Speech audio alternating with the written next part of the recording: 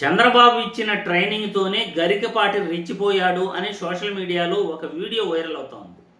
ఎందుకంటే ఈ మధ్య గరికపాటి స్కూల్స్లో మధ్యాహ్నం భోజనంపై ఆయన ఏం మాట్లాడాడో, ఎంత రచ్చ జరిగిందో, సోషల్ మీడియాలో ఆయన ఏ విధంగా ట్రోల్స్ చేశారో మీరందరూ కూడా చూశారు.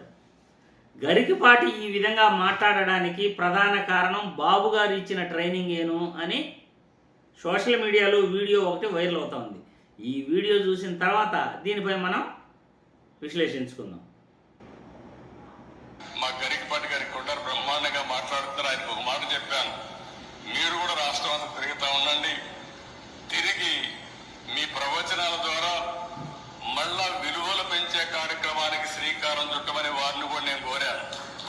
వారు అన్నారు నాతో, నేను ఈ గవర్నమెంట్లో ఇవ్వలేను, నేను ఫ్రీగా తిరుగుతున్నా, నాకు ఇదే ఆనందంగా ఉందంటే, కాదు మీరు ఫ్రీగానే తిరగండి, ఈ స్కూల్స్కి వెళ్ళండి, ఆ పిల్లల్లో ఇలాంటి చైతన్యం తీసుకురమ్మని చెప్పారు కోరారు. విద్య అనేది ఒక ప్రభుత్వం యొక్క బాధ్యత కాదు. ఈ మాత్రం ఇస్తే చాలు చెల్లరిగిపోతారు. వాళ్ళలో మధ్యాహ్న భోజనం ముఖ్యమైనది, చదువు మిధ్యాహ్నం అయిపోయింది. చదువు ఎవడికి అక్కల్లా. భోజనంలో గుడ్డెట్టారా, గడిది గుడ్డెట్టారా, అన్నం తినేవాడు గొడుగుడు పెట్టడం బుద్ధి ఉందా లేదా, చదువుకోమని లేకపోతే వెళ్ళిపోమని చెప్పాడు. గొడుగుడు కోసం వస్తావు నువ్వు. ఇదంతా నీ ట్రైనింగే కదరా, నాకు ఆయనకి అసలు సంబంధం అసలు పిల్లలకు భోజనం పెట్టడం ఏంటంటే వాళ్ళ భోజనాలు వాళ్ళు తెచ్చుకోమని లేదా మానేమానండి. అంటే పిల్లలకు భోజనం పెట్టి పుస్తకాలు ఇచ్చి యూనిఫార్మ్ జిన్నిస్తే వాడు చదువుతాడు. శోభనం పెళ్లి కొడుకులో మంచం ఎక్కువ కూర్చుంటాడు. ఎందుకు చదువుతాడు వాడు? విద్యార్థికి ఎన్ని సౌకర్యాలా అవసరమా? చదువు రావట్లేదు ఎవరికి, భోజనాలే వస్తున్నాయి. పైగా అందులో బల్లి పడింది, పిల్లి పడింది, పడదా? ఇప్పుడు కూడా వారిని కోరుతున్నా, నేను అడ్వైజర్గా పెడతానని వారు అన్నాను. తప్పకుండా వారు చేయగలిగితే. వాళ్ళు మిమ్మల్ని ఇంకా తరుగుతున్నారా? నాకు ఇంత ఫాలో అయిందని ఇప్పుడే తెలిసింది బాబు. చూశారుగా, సోషల్ మీడియాలో వైరల్ అవుతున్న వీడియో చూస్తూ ఉంటే బాబు గారు ఖచ్చితంగా ఆయన ఇచ్చిన ట్రైనింగ్ వల్లే ఈ విధంగా గరికపాటి రెచ్చిపోయాడేమో అని అనిపిస్తూ ఉంది. ఎందుకంటే చంద్రబాబు నాయుడికి ఇచ్చిన హామీలు ఎగదొబ్బాలి, ప్రభుత్వ బడుల్ని నాశనం చేయాలి, ప్రభుత్వ ఆసుపత్రుల్ని నాశనం చేయాలి, ప్రభుత్వ బడుల్ని నాశనం చేసి కార్పొరేట్ రంగాలకు ప్రోత్సాహకాలు ఇవ్వాలి. ఇక్కడ నారాయణ స్కూలు, చైతన్య ఇలాంటివి ఉన్నాయి ప్రైవేట్ స్కూళ్ళు. అవి బాగుపడాలంటే ప్రభుత్వ స్కూళ్ళు నాశనం కావాలి. కాబట్టి ఎవరి ద్వారానో ఒకరి ద్వారా ప్రభుత్వ బడుల పైన ఇట్లా రాయి ఇసిరేసేసామంటే మనం ఇవ్వాల్సిన పథకాలు అవసరం లేదు, వాళ్ళకి భోజనం పెట్టాల్సిన పని లేదు, వాళ్ళకి యూనిఫామ్ ఇవ్వాల్సిన పని లేదు, షూలు సాక్సులు ఇవ్వాల్సిన పని లేదు, అమ్మఒడి కూడా ఇవ్వాల్సిన పని లేదు. ఎలాగైనా కానీ ప్రభుత్వ బడులను సర్వనాశనం చేసేసి కార్పొరేట్ రంగాలనే అందలం ఎక్కించాలి. అక్కడ ప్రభుత్వ బడుల్లో లేనిది కార్పొరేట్ రంగంలో ఏముంటుందో తెలుసా? Spoon feeding. బట్టి పెట్టి చదివిస్తారు. వాళ్ళు స్ట్రెస్ తట్టుకోలేరు. ఏమాత్రం చిన్న స్ట్రెస్ వచ్చినా కానీ వాళ్ళు చేసుకునేస్తారు.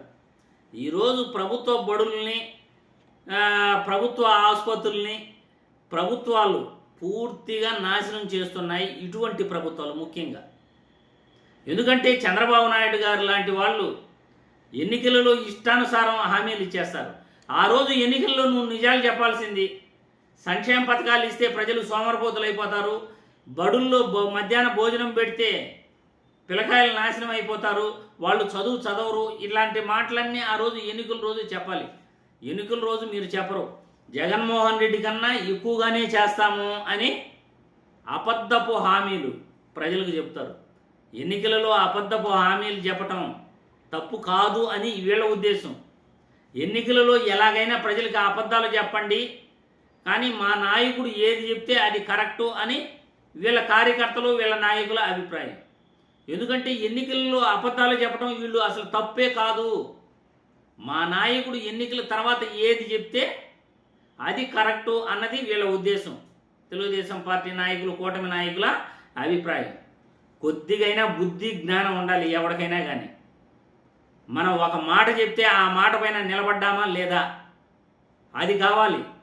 ప్రభుత్వ బడుల్ని ఎలా ప్రోత్సహించాలి, ప్రైవేటు బడుల్ని ఎలా తగ్గించాలి, ప్రైవేటు బడులను తగ్గించి ప్రభుత్వ బడుల్లో విద్య ఎలా అభివృద్ధి చేయాలి అనే దానిపైన ఫోకస్ చేయాలి. కానీ మధ్యాహ్న భోజనం వద్దు, అందరూ ప్రభుత్వ బడుల్లో డబ్బు లేని వాళ్ళేగా అక్కడ చదువుకుంటుంటారు, గొడ్ల కాడికి గొర్రెల కాడికి పోయేవాళ్ళేగా ప్రభుత్వ బడుల్లో చదువుకునేది.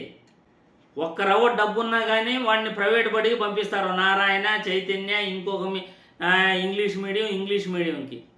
మరి ఆ ఇంగ్లీష్ మీడియం ఇక్కడ అక్కర్లా, ప్రభుత్వ బడుల్లో అక్కర్లేదు, కానీ ప్రైవేట్ బడుల్లో ఇంగ్లీష్ మీడియం కావాలి. ఇది వీళ్ళు చెప్పేది. డబ్బున్న వాళ్ళ పిల్లలు అంతా ఇంగ్లీష్ మీడియంలో చదవాలి, డబ్బు లేని పిల్లలు మాత్రం తెలుగు మీడియంలో చదవాలి. రాజకీయ నాయకులకు మాత్రం ప్రభుత్వ పదవులు కావాలి, ప్రభుత్వ బడులు వద్దు. ఇదేగా జరుగుతున్నది రాష్ట్రంలో. గరికపాటి లాంటి వాళ్ళు మేధావి అని చెప్పుకుంటూ ఇలా రాజకీయ నాయకులకి తొత్తులుగా మారి ప్రభుత్వ బడుల పైన మాట్లాడటం అనేది సిగ్గుసేటు. ప్రభుత్వ బడులు మీ కాలంలో ఎలా ఉండేటివో ప్రస్తుత పరిస్థితి మారాలా వద్దా, కాంపిటీషన్ ఎలా ఉంది, దీని గురించి ఆలోచించండి గరికపాటి గారు.